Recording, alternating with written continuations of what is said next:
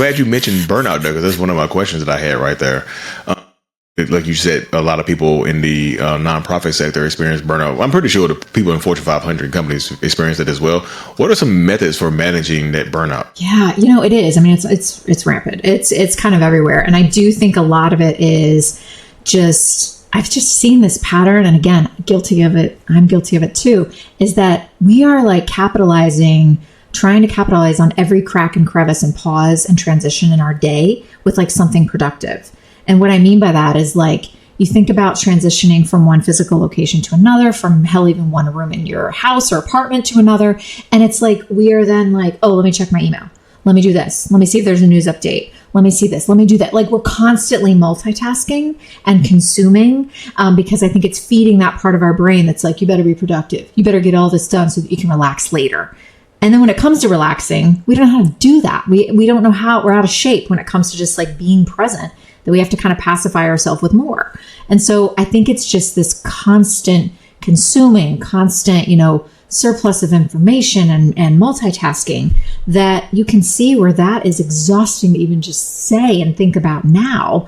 And, I've really tried to tell people that when it comes to self-care, if you would just capitalize on even like a quarter of your transitions during the day, again, whether that's just moving from one room to the next, one location, being in your car, transitioning roles, conversations, whatever it is, if you would use those and view those as micro resets and just time that you can take that deep breath, that you can tap into your five senses and think, what do I see? What do I hear? What's around me? How's the day looking? Where am I at? Doing a body scan, just like being present for 30 seconds or 3 minutes. That starts to almost clear proactively our internal clutter, so that our brains and bodies are not left to all that at 2 a.m., when we're up in the night thinking about all this stuff that we're like, seriously?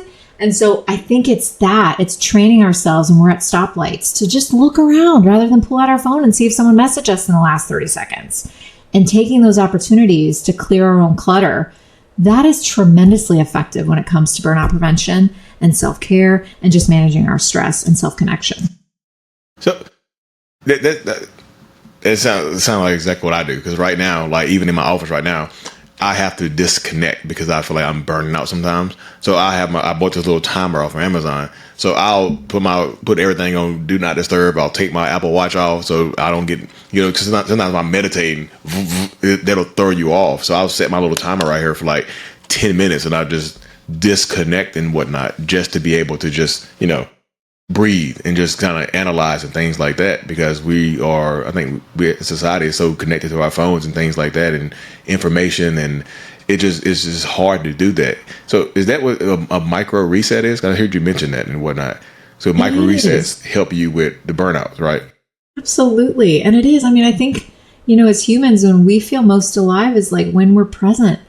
And even if it's hard stuff, but we are actually able to be in the space, be with the person, be with the situation, and not just have all this internal chatter that's not necessarily focused on the here and now. I mean, I think so many of us are out of shape with that. It seems like this foreign thing, and you can see where that's so taxing on the brain.